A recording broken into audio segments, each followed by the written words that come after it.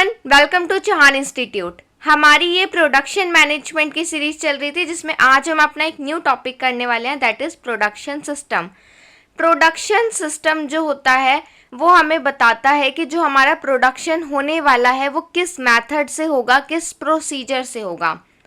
Production system हमारा दो word से मिलकर बना है, that is production and system. ध्यान से समझिएगा, हम जो इनपुट को कन्वर्ट करते हैं आउटपुट में उसे हम कहते हैं प्रोडक्शन। अब उस इनपुट को आउटपुट में कन्वर्ट करने के लिए हम जिस मेथड का यूज करेंगे उसे हम क्या कहेंगे, प्रोडक्शन सिस्टम।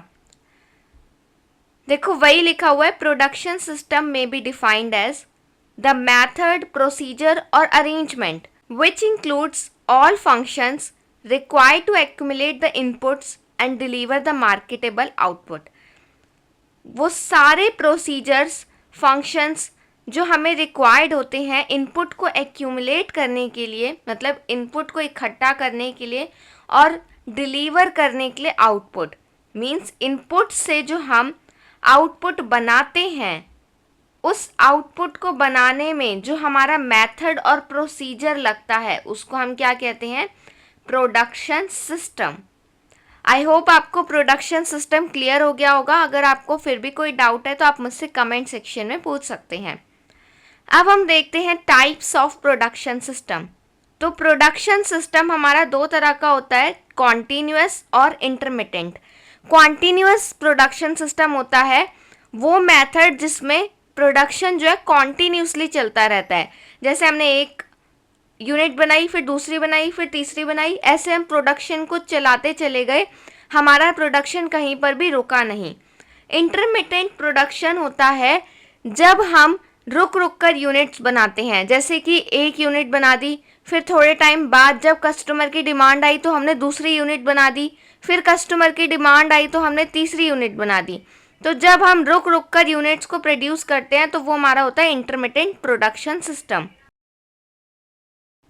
अब जो कॉन्टिन्यूअस प्रोडक्शन सिस्टम होता है, जो कॉन्टिन्यूअसली फ्लो में होता रहता है प्रोडक्शन, वो भी हमारा 3 टाइप्स का होता है, mass production, process production, assembly line.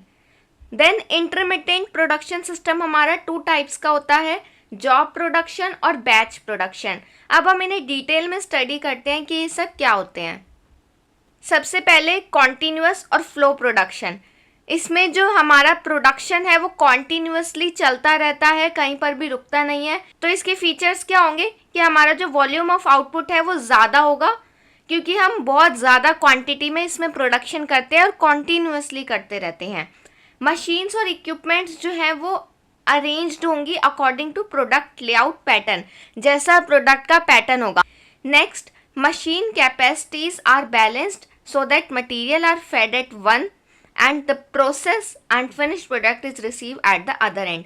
Machine की कैपेबिलिटी होती है, वो बैलेंस कर पाती है कि एक तरफ से हम इनपुट दें और फिर वो प्रोसेस हो, देन उसके बाद हमारा आउटपुट आए।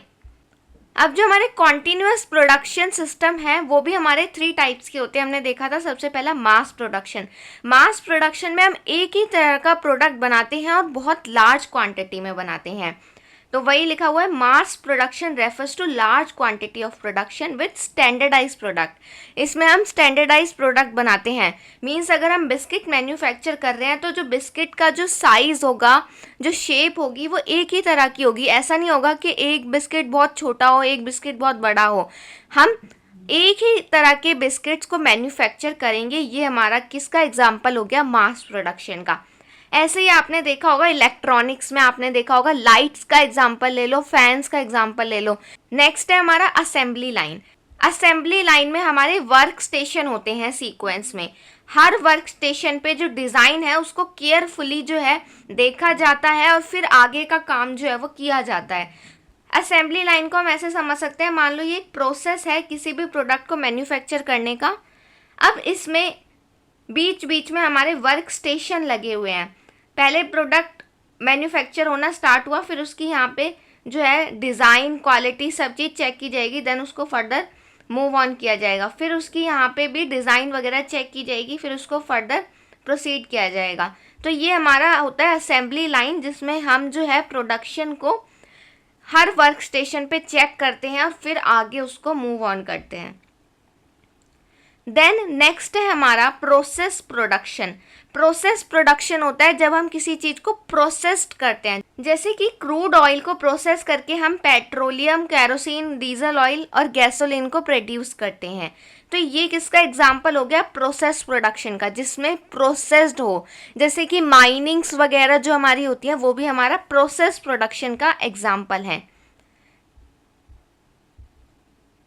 Next intermittent production. Intermittent production मैंने आपको बताया था जिसमें प्रोडक्शन जो है वो रुक रुक कर हो। Intermittent means something that starts and stops at irregular interval. तो गुड्स जो है वो हमारे कस्टमर की डिमांड पे, कस्टमर के ऑर्डर पे प्रोड्यूस होते हैं, और ये जो गुड्स होते हैं ये स्मॉल स्केल पर प्रोड्यूस होते हैं। मैंने बताया जैसे कस्टमर डिमांड करेगा उतनी ही क्वांटिटी में हम प्रोड्यूस करेंगे। और जो फ्लो ऑफ प्रोडक्शन है वो इंटरमिटेंट होगा, मींस इंटरवल्स में होगा, फ्लो में नहीं होगा। इंटरमिटेंट का हमारा एग्जांपल है गोल्ड। आप किसी भी ज्वेलरी शॉप पे जाते हैं तो आप देखते हैं वहाँ लिमिटेड क्वांटिटी में ही जो है हमारे नेकलेस वगैरह, रिंग्स वगैरह होती हैं। तो जो गोल्ड का जो प्रोडक्शन है वो कब होता है? कस्टमर की डिमांड पे। जितनी कस्टमर की डिमांड होगी उतना ही जो है ज्वेलरीज वगैरह हमारी बनती हैं, ठीक है। अब जो वॉल्यूम ऑफ प्रोडक्शन है वो स्मॉल होगा, कम क्वांटिटी में प्रोडक्शन होगा। वाइड वैरायटी आपको बहुत सारी मिल जाएगी। जैसे कि आप एक ज्वेलरी शॉप पे गए, आपने देखा बहुत टाइप के नेकलेस आपको मिल जाएंगे, कोई कैसे डिज़ाइन का होगा, कोई कैसे डिज़ाइन का होगा, तो वैरायटी आपको यहाँ पे ज़्यादा मिल जाती है। Next, the products are of different size. अलग अलग साइज के जो है प्रोडक्ट हमारे होते हैं। The design of these product goes on changing. और जो डिज़ाइन है इनका चेंज होता रहता है टाइम के साथ साथ। जैसे ही फैशन चेंज हुआ इनका डिज़ाइन भी चेंज हो जाता है। इंटरमिटेंट प्रोडक्शन हमारे 2 टाइप्स के होते हैं, जॉब प्रोडक्शन और बैच प्रोडक्शन। जॉब प्रोडक्शन होता है जिसमें हम स्मॉल क्वांटिटी में प्रोड्यूस करते हैं लेकिन स्पेसिफिक कस्टमर की रिक्वायरमेंट पर प्रोड्यूस करते हैं। इसका एग्जांपल है ship building, electronic power plant. अब ये बहुत बड़े बड़े प्रोजेक्ट्स होते हैं, तो जब कस्टमर की डिमांड आती है जब ही हम इसको प्रोड्यूस करते हैं। जब एक शिप की डिमांड आएगी तभी हम एक शिप को बनाएंगे, क्योंकि शिप को बनाने में बहुत ज़्यादा टाइम, बहुत ज़्यादा कॉस्ट लगती है। ऐसा नहीं है कि हम बना के रख दें बाद में सेल हो जाएंगे। अगर ऐसा हमने किया तो जो मैन्युफैक्चरर है उसको बहुत ज़्यादा लॉस भी हो सकता है। नेक्स्ट है हमारा बैच प्रोडक्शन। बैच प्रोडक्शन आपको नेम से ही क्लियर हो रहा होगा। बैच में प्रोडक्शन करना मीन्स एक तरह के प्रोडक्ट को एक साथ बनाना। अगर सैंडल बना रहे हैं तो एक तरह के ही सैंडल हम बना देंगे। साइज जो है हमारे जनरली 6 से स्टार्ट होते हैं, 7, 8। तो जो 6 नंबर का साइज होगा वो हमारा एक साथ बनेगा, फिर 7 नंबर का साइज एक साथ बनेगा, 8 नंबर का साइज एक साथ बनेगा। तो ये जो होता है प्रोडक्शन हमारा बैच में होता है, मतलब एक टाइप का, एक साइज का जो प्रोडक्ट है वो एक साथ मैन्युफैक्चर करना, राइट। तो इसी के साथ जो है हमारा प्रोडक्शन सिस्टम टॉपिक कंप्लीट हो चुका है। आई होप आपको वीडियो पसंद आई होगी। वीडियो पसंद आई तो वीडियो को लाइक कीजिए, चैनल को सब्सक्राइब कीजिए और बेल आइकन को प्रेस कीजिए ताकि मेरी लेटेस्ट वीडियो की अपडेट आपको मिलती रहे। Thank you.